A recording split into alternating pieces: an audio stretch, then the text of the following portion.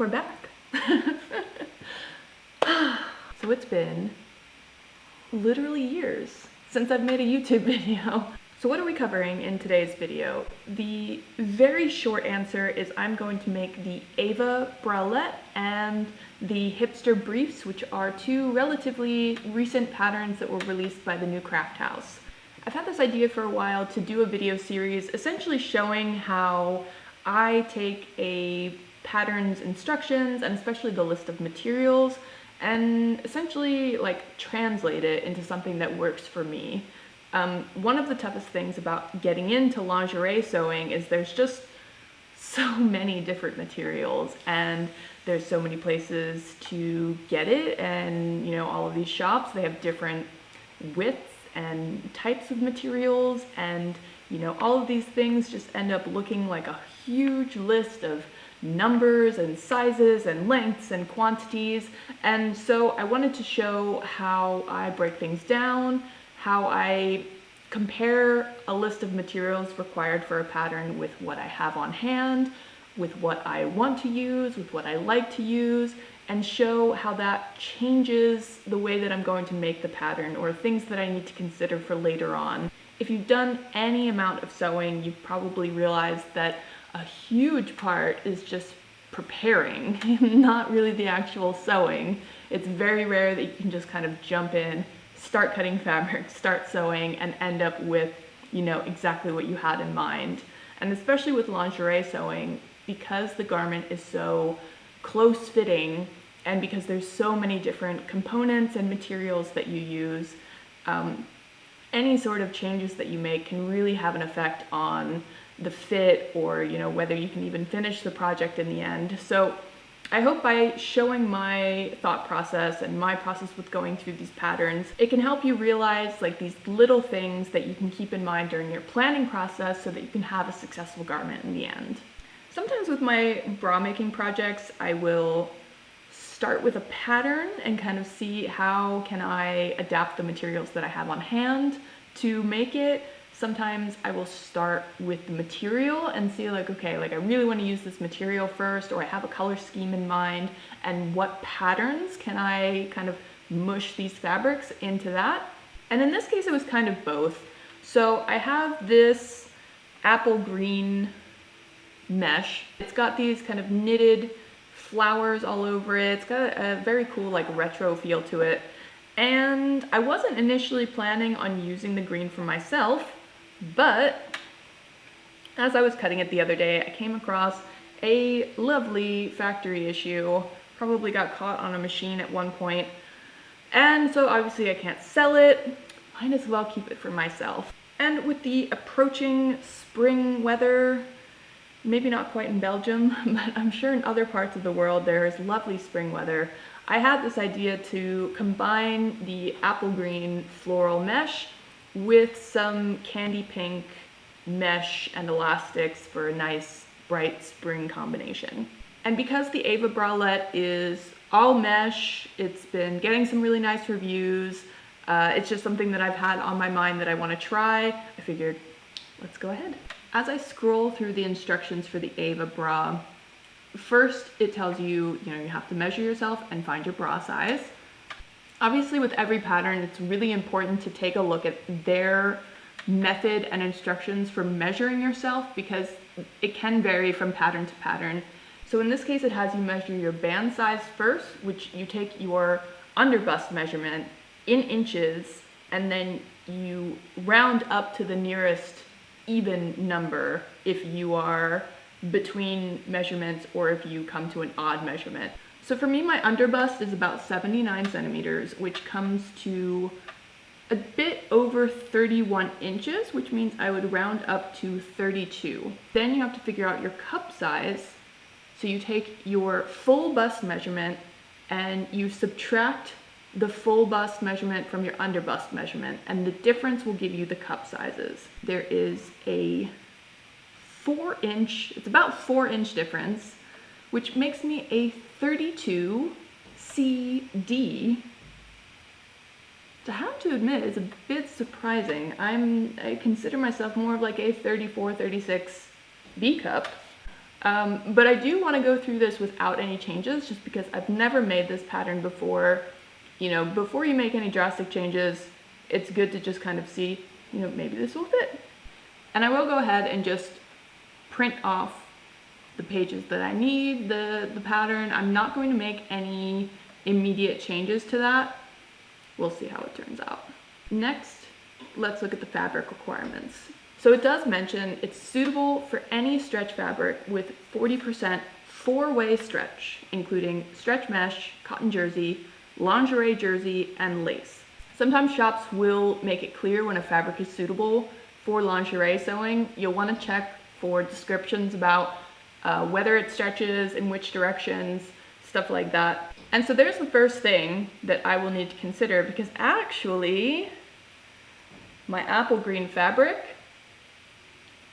doesn't really have four-way stretch. It does stretch 40% in one way.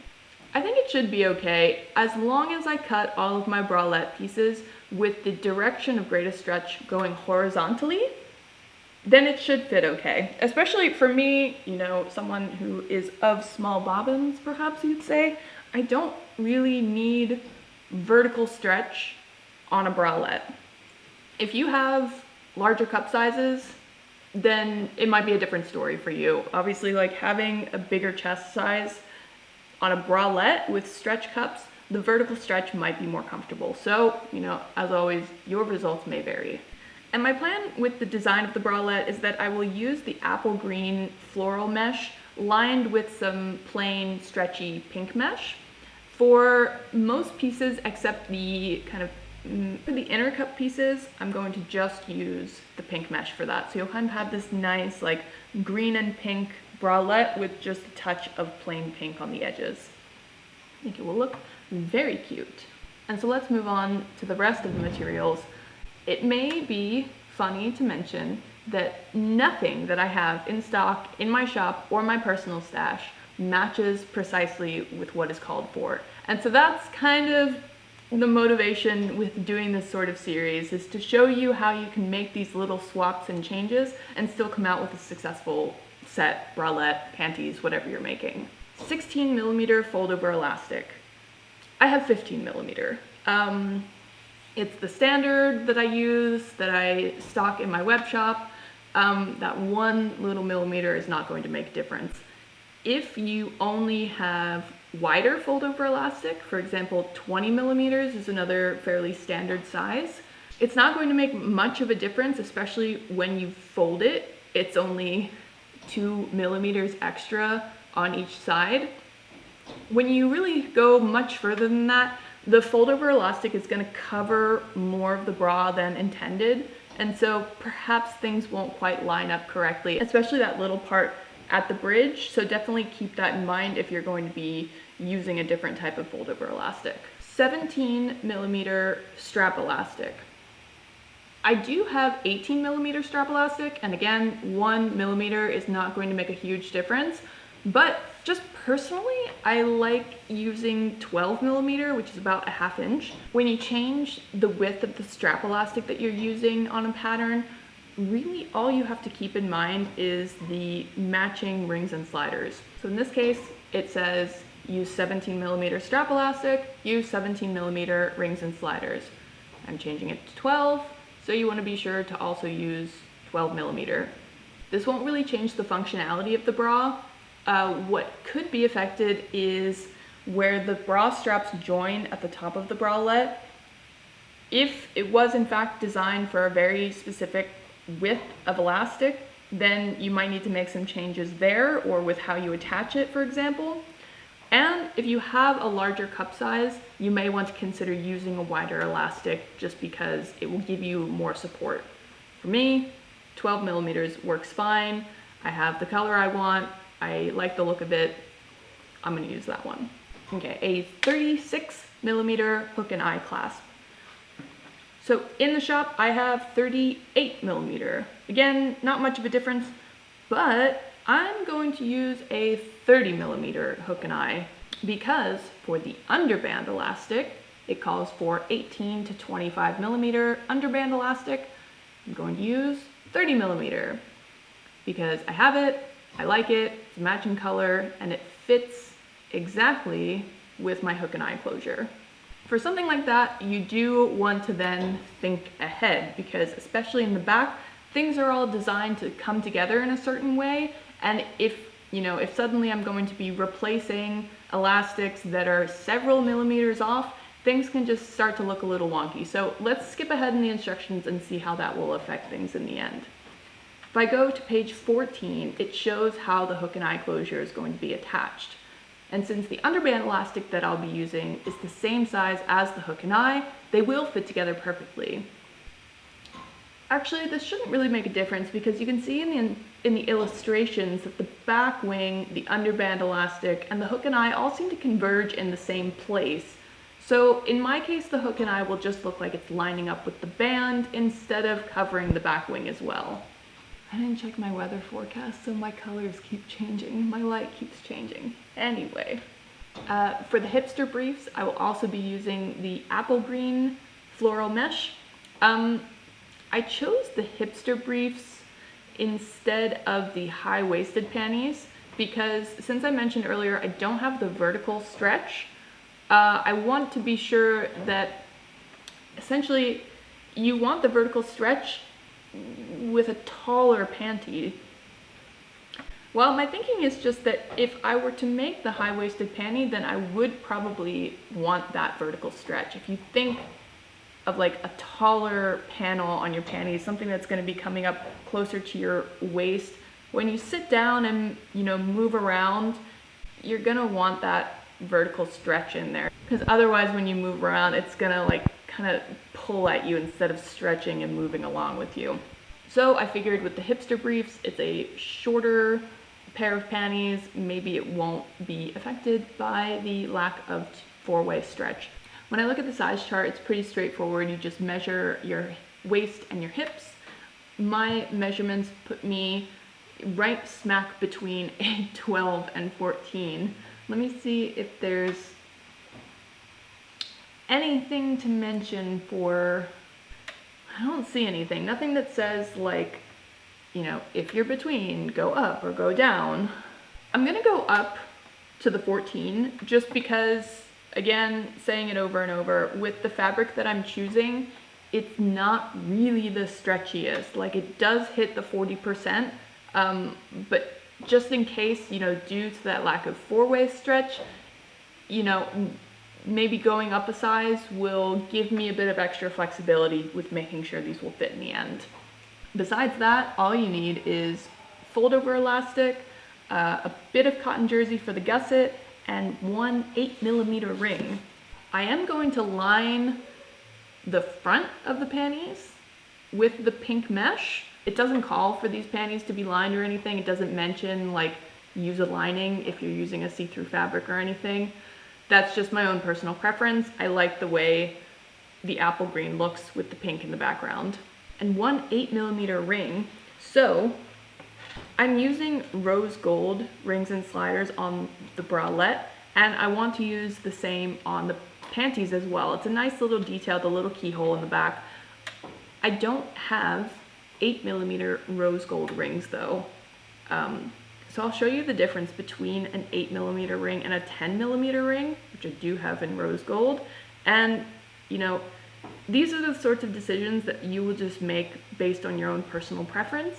For me, I'm fine with the slightly larger size to get the color that I want. I could have also used the gold one. It probably would not make much of a difference. I'm one of the only people who's going to see that small little detail. But I make my own lingerie. I get to make these decisions. So there we go. I'm using a 10mm ring instead of an 8mm one. One thing that I think is really interesting about the instructions for the panties is that there is a chart for exactly how much elastic you should be using. And I can understand why it's there. It's not really something that you see with every single pattern. If you're a pattern designer, you don't really know exactly what materials your customers are going to be using. So there's tons of variation with elastics out there. It could be that they decide to use a picot elastic instead of fold over, or something that's more rigid, or something that's, wildly more stretchy than, what you've been testing with. But from what I understand, these patterns actually were based off of a pattern that was used for manufacturing and selling finished lingerie garments. And so in that case, if you're sending a pattern and instructions to a manufacturing facility, they will need to know exactly, okay, this elastic is used in this place, you cut a piece that is this length for this size of panty, and it gets sewn on in this way. And everything has these very exact instructions. So it's interesting to have these instructions as a home sewist, but I think just keep in mind that your results may vary, especially if you make any sort of changes to the materials that you're using. I think it's also interesting that it says you will be sewing on the fold over elastic with 5% tension, which I've been sewing lingerie for like over 4 years now, like as a job, and I don't think I would be able to like tell what 5% tension is. Like as a home sewist, I see that and it just translates to me as like, sew it with like a bit of tension on there. But if you're new to lingerie sewing, you might not really know exactly what that feels like. And if I jump ahead in the instructions, it even mentions to not pin it in place and to overlap the edges as you sew the elastic onto the legs. I think what I will do is I will cut the elastic as indicated, sew it into a loop, pin it evenly around the legs, and then do that before sewing. That way I can really be sure that I'm going to evenly distribute the tension and not end up at the end with too much or too little elastic, which might demonstrate that I've gotten the tension wrong. All right, so now to show off the finished results. Construction was pretty easy. The panties went super quickly. The exact thing that I talked about with the leg elastic did happen, even though I did try to pin it in place on the back. It's gonna be a bit hard to see. It ended up a bit scrunched because I had more space that I needed to sew than I had elastic, which means that I wasn't really sewing with the proper tension for the first part of it. I still think it should be okay. Actually, I haven't tried these on yet. I'll have to do that when I'm not in a rush to get home. The bra is so cute. And even though I talked a lot about how weird it was that I was going to be a 32 CD according to their size chart, I thought it was so strange, so I went with the 34 AB instead. The band is too big. What do you know? One thing I might try to do on another day is unpick the band elastic and sew it with just a bit more tension. I think the cup size is fine. I'm just really in love with like the style lines. It's a bit more complicated than your average bralette, but I just think it turned out really, really cute. And I'll add a couple of close-up shots as well so you can really get all of the details on this really cute bralette. And if you want to make your own bralette and panty set like this, or anything else that you need to sew your own gorgeous lingerie, you can get all of these materials at my web shop, which is smallbobbins.com. If you like this video, feel free to leave a comment, get in touch, like and subscribe, all of that stuff. I'm really looking forward to getting back into making lots of fun YouTube videos for you guys. Thanks so much for watching. See you again. Thanks so much for watching, guys. See you around.